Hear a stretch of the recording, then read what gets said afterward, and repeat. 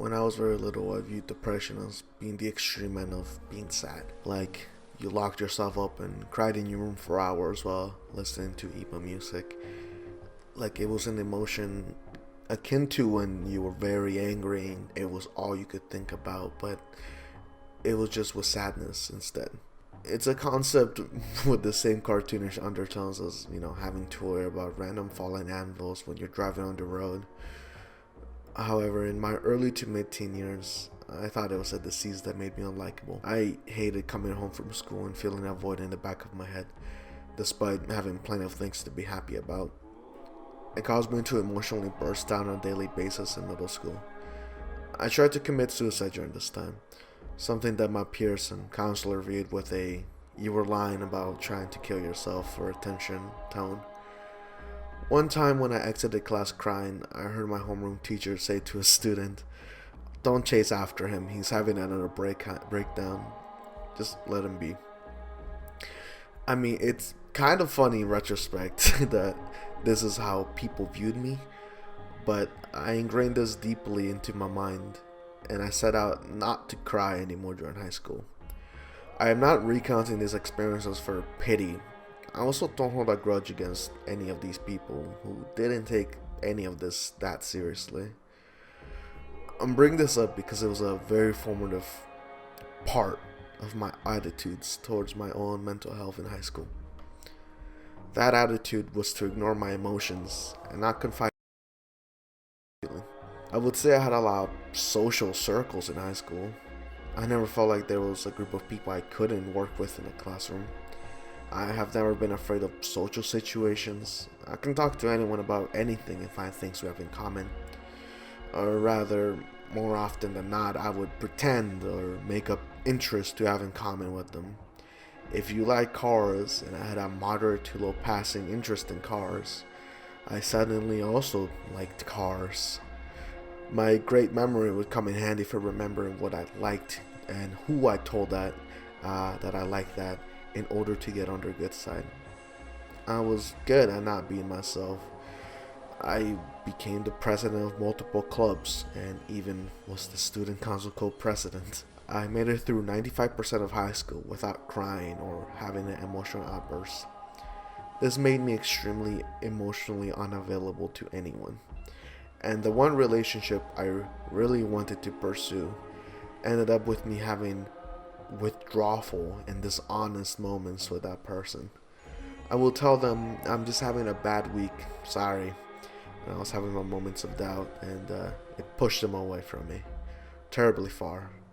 And I regret that every day, not because of, what kind of family we're having together? No, but because I made someone deal with that. That wasn't okay. You should never have anyone deal with your emotional baggage because you aren't able to deal with it yourself. I cried 2 weeks before school closed due to COVID. It was due to a jab about my appearance and how I dressed, which is something I always kept the same in high school because during middle school, I changed how I looked every year and what I dressed, and I wanted to be as far removed from that. A lot of people with depression self-harm, and so did I. Well, I was debating saying did, but the truth is, I don't know if I've really stopped. I just haven't done it in months. Anyway, I don't cut. I don't pierce my skin. I beat myself up, like literally. I'll punch my face, ribs, thighs, slam my fist into concrete walls or whatever. Just hurt myself. I don't really know why. I know I'm not useless. I learn stuff pretty quickly. My intuition for concepts and people skills are pretty above average. My aim goes fucking crazy when I'm warmed up though. Oh my fucking god. I've got a great group of friends and I'm openly bisexual. I mean, maybe it's pansexual, I'll be honest. I'm still struggling trying to figure like that part out, not only like definitions because some people consider it differently, because honestly I don't care about what combination of what you look like and what you have like in your nether regions. Like I don't care, like I like both. But anyway, my life is fine. I tried to kill myself a couple months back again. I don't feel deserving of people's loves or time. I get scared of people touching me, and I feel like every day is the same. Like I'm stuck in a loop without an end, and it all feels so very, very meaningless. If I stopped living, people wouldn't really notice the difference after a year or two. I'm excited for COVID too, so I can go back to school. I'm not the best, but I have visions and dreams. Like I'm pretty much set on like what I want to do. I've had religiously fucking intensive studying of the type of media I want to correct. I want to make movies, TV shows, fucking just content. I love them. I love movies. I love stories. I love whatever it is that just lets me take control and tell a story. I'm not very skilled, but I have the ambition. I don't have a ton of experience in it, but I want to make something that someone loves. Something that someone will be like, this is my comfort media. This is the thing when everything seems to go so fucking wrong.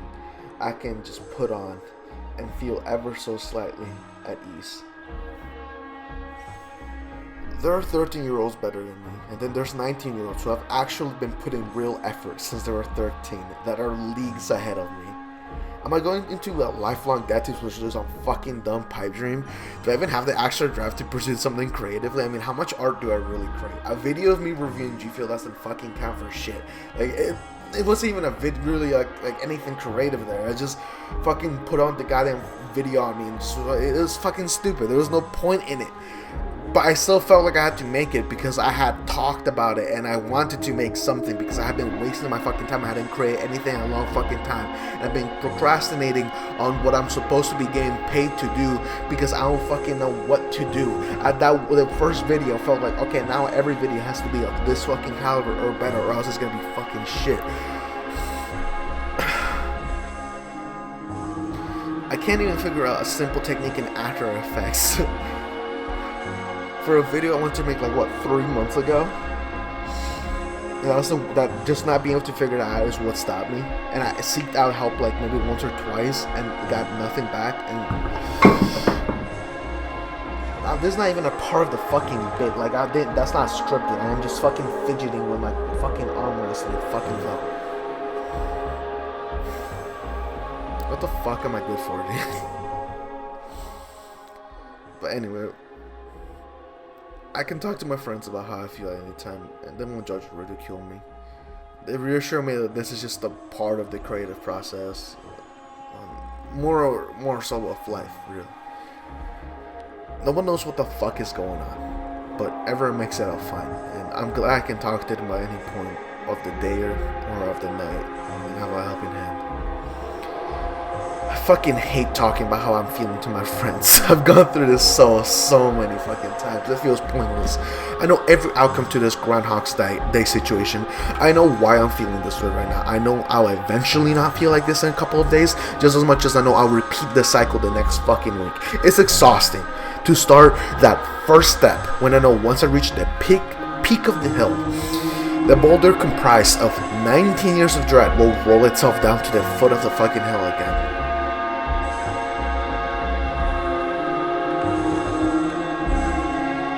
What it is coming is an incredible album. It explores sexuality, gender, and relationships, some topics that I've been having a lot of problems with lately. Its instrumentals carry just as much emotional weight as the fantastically talented vocals of Sputnik. This album has quickly become probably my absolute favorite piece of media ever. I've never been quite so obsessed with something like I have been with Come In starts with his titular track, which immediately lets you know what the fuck the rest of the album is going to be like. Unapologetically loud, loathsome, and distorted.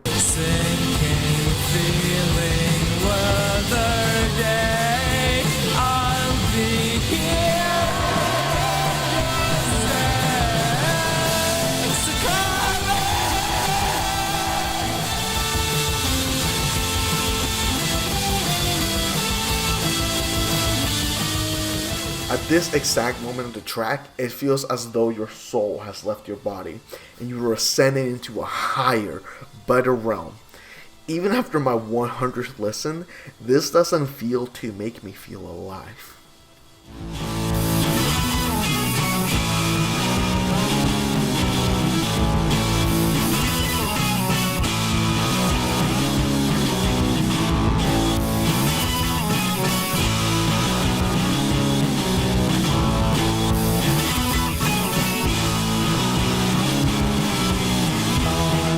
Close the door, I'm older than before.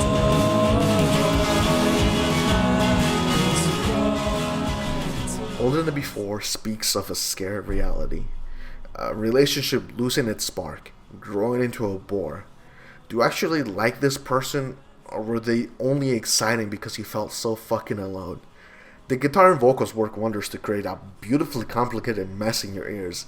It's so fucking noisy, and you can't quite distill what instrument is what during the riffs. But all of this is juxtaposed by the angelic singing of Agatha's I Don't Wanna Go Home. Even though she is so desperately lonely, she knows the other person is just a means to fill their void and decides to leave. Its loudness is part of why I love it. Why I love this album. Just being able to fill the void of life with songs that sound like they do. And I know that it's incredibly undescriptive, but that is the only way I can describe it. It fills me.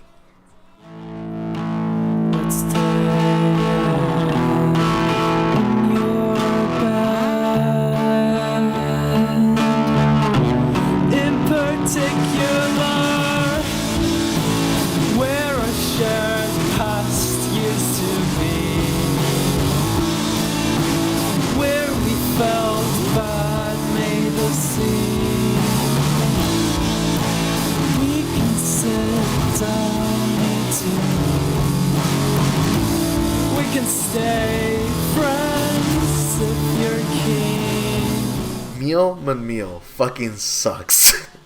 And I hate when it's its turn in the album.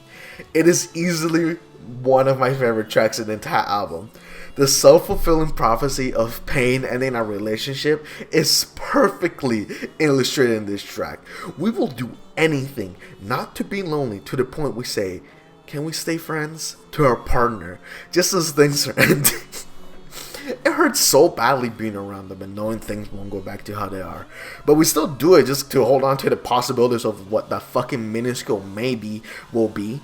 Okay? We tell ourselves the lie of better to have loved than to have never loved at all. Despite feeling a deep, unshakable sorrow of not of being unwanted, uncompatible, irredeemable with that person.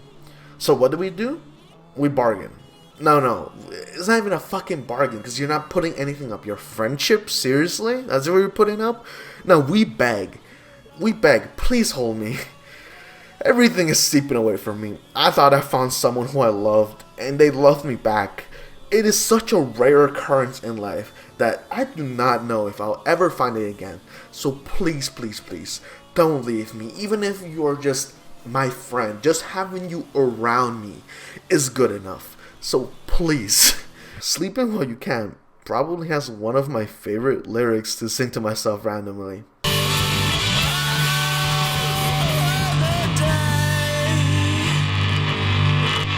I mean, isn't that just so goddamn good?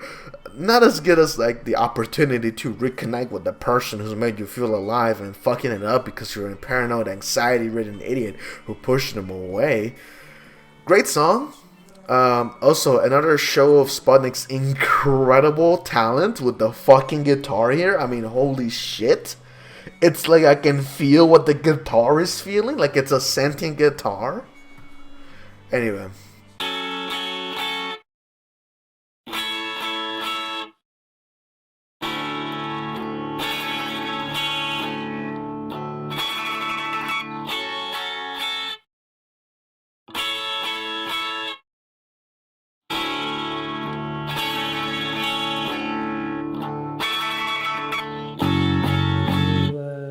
Yourself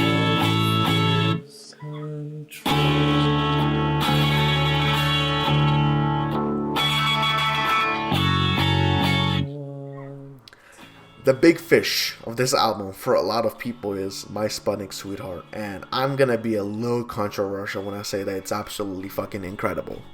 If you couldn't tell before, this album is important to me, and I rate it very highly. This is the longest song in the album, clocking in at like 13 minutes and 43 seconds, but it is absolutely worth every fucking microsecond of it. I could make an entire video just talking about this song, but I want to cover the rest of the album in this video, so I will refrain. But if there's one song to listen to from this album, it would be this one. This track is filled to the brim with incredible guitar riffs, church choir, punchy ass drums, delightful oohs, and lyrics that are so aggressively emo about the shoulda, woulda, couldas of a relationship without feeling over dramatic. Sputnik's biggest strength, apart from the fact they're so fucking talented, is in their ability to expose their guts out so openly in this project, and I thank them every single day for that. It is a beautiful mesh of talking about remorse, talking about wanting things to go back how it were, not wanting things to go back, understanding that it's better the way they are, that the other person loved you, that they hated you, that you fucking hate them, that you need them. It's incredible.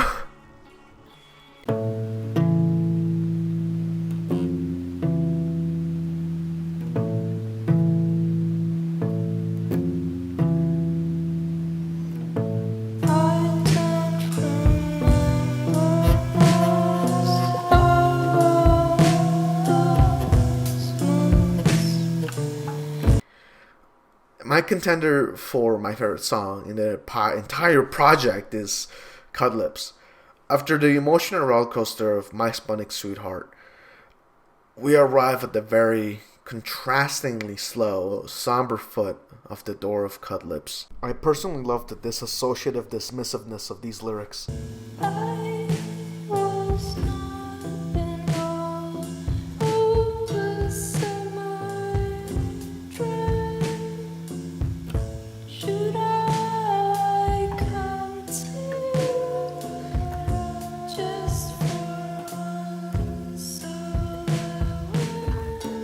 The first time I was listening to this album, this song scared me. Was the rest of the album going to be a pitiful I tried my best? Sure, I could enjoy an album like this, that's not new, but I can't fall in love with that.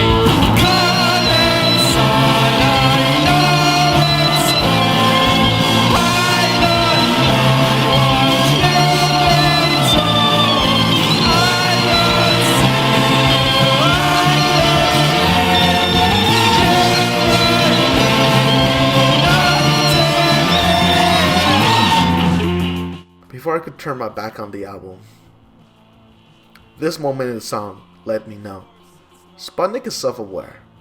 Not in the sense that this is a parody album, Weird Alchemist style, where it's like, oh, this is just making fun of evil music. No. Go fuck yourself. These emotions are real. What they're saying is real. They know what the lengths they're going through for the purpose of not feeling so fucking lonely is absurd. I know what I'm doing isn't healthy. Fuck you. You don't get an explanation. Just listen.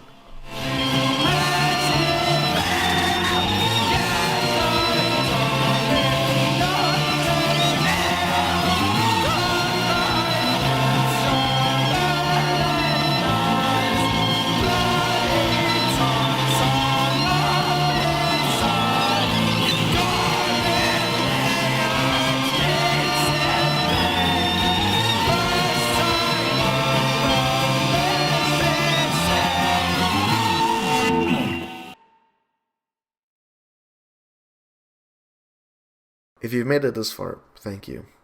You really didn't have to. This video is not for you. And I'm not saying this with the mindset of, oh, somebody found this randomly through YouTube and they're not from our friend group. I mean, this video is for me. This is not for anyone. So I don't care what you have to say about the quality, or like, and I mean that both for positive and negative reinforcement. Out of anything, I'd much rather prefer this is just a video that gets ignored. But anyway, embarrassing paintings makes me want to cry.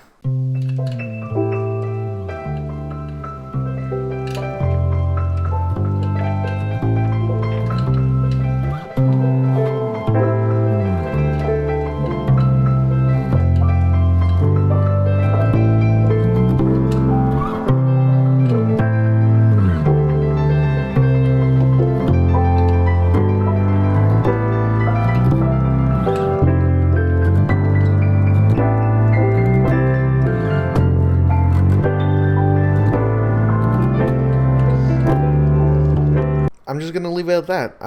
I could explain why, but I don't want to.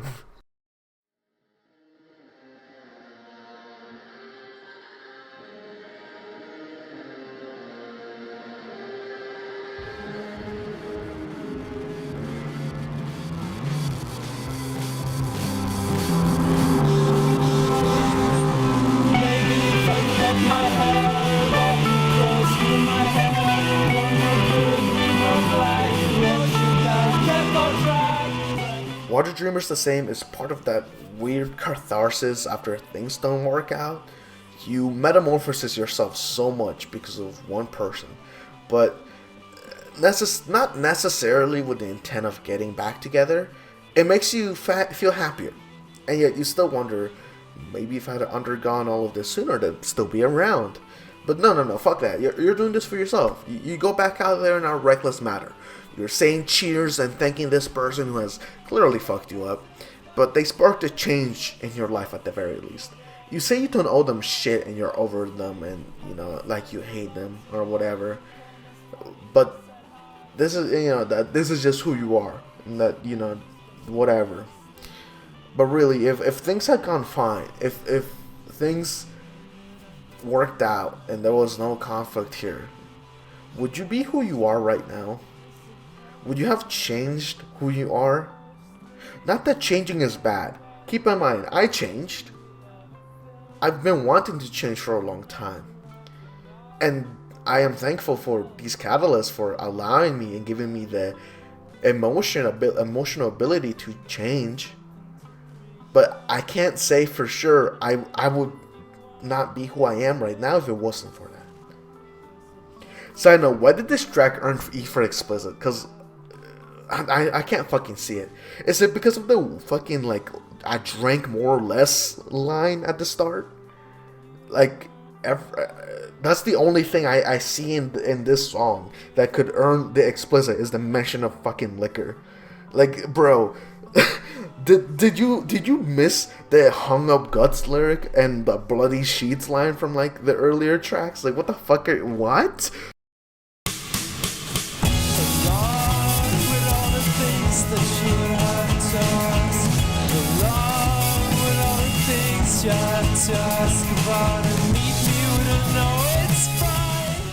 I know I'm saying this about every song, and it kind of lessens the impactfulness of what is being said, but I really fucking like what Paint the Girl's theme is about.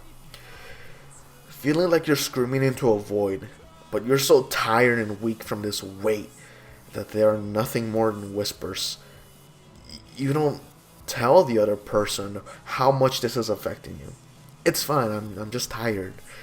You want to tell them what the fuck is eating you up. You want to open up about all your insecurities, how you feel about them, how they've hurt you, how you want to brush it all aside and hold them.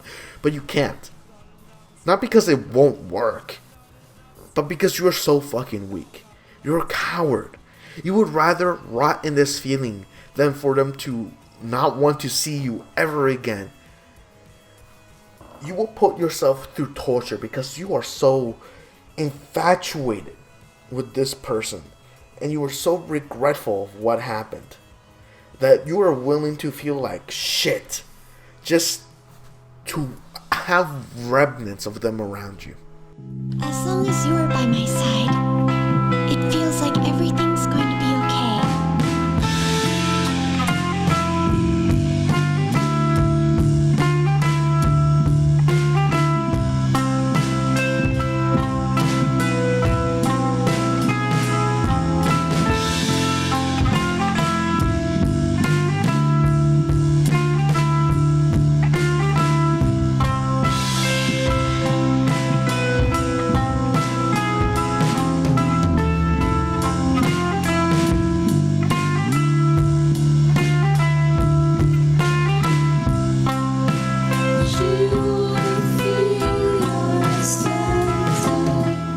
Agatha, you're being melodramatic.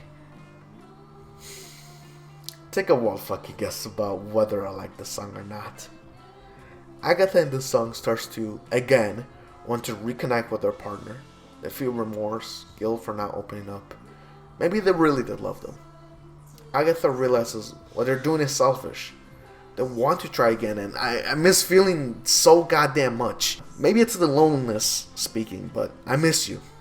Even though I know you don't feel the same way. And that you've got someone. I do miss you, Emily.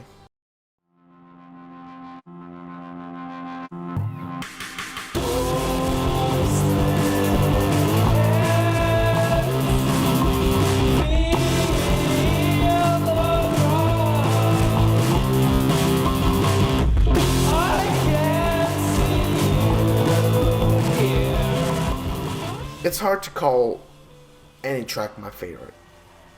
But if I were to be put on the spot, I would default to this song. This song is peak weather day for me. Meaningful, incredibly hot lyrics that just makes me want to drive to the middle of nowhere at 2 a.m. and reflect on what the fuck my life is. A guitar riff that demands you turn the volume up, and the resolution to the entire album makes me weep tears of joy, sadness, remorse, and hope. Thank you for coming in.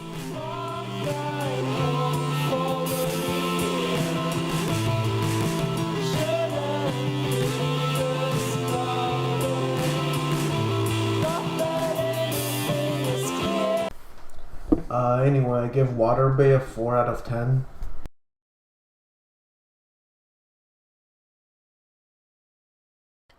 So I think what makes Mirage the most unique Apex Legend in this game is the fact that, like, literally he is the only, like, true ability user in the game.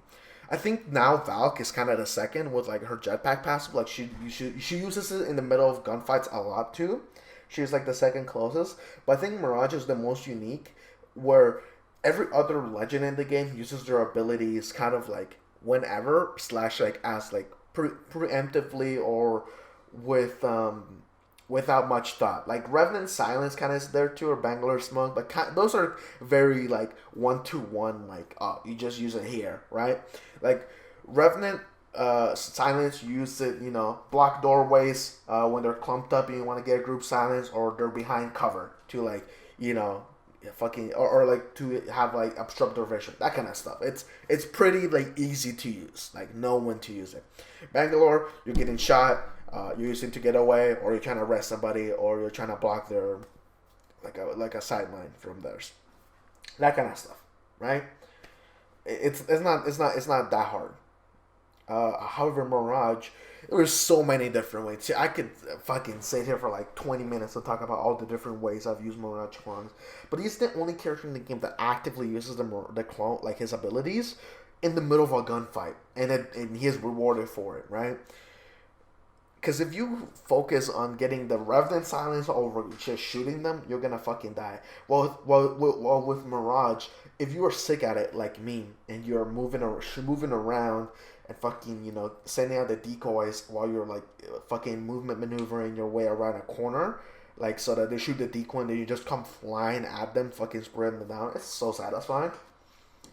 Um, Also, if you like, I understand that the meta of using his ultimate, like, as like, oh, I use it, and then I'm just walking around in a fucking circle with the peacekeeper or EVA or like a shotgun, just to like, I'm trying to do my best to like get a meat shot, line up a meat shot. Like, yeah, that's a good meta and all.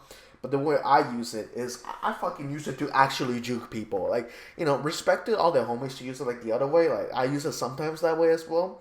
But the way I like to use it is like actually to juke people. It is very like I love when they have no idea who the fuck I am. Anyway, Mirage is a great character, and Apex Legends this season is honestly shaping up to be really fucking great. It's very fun.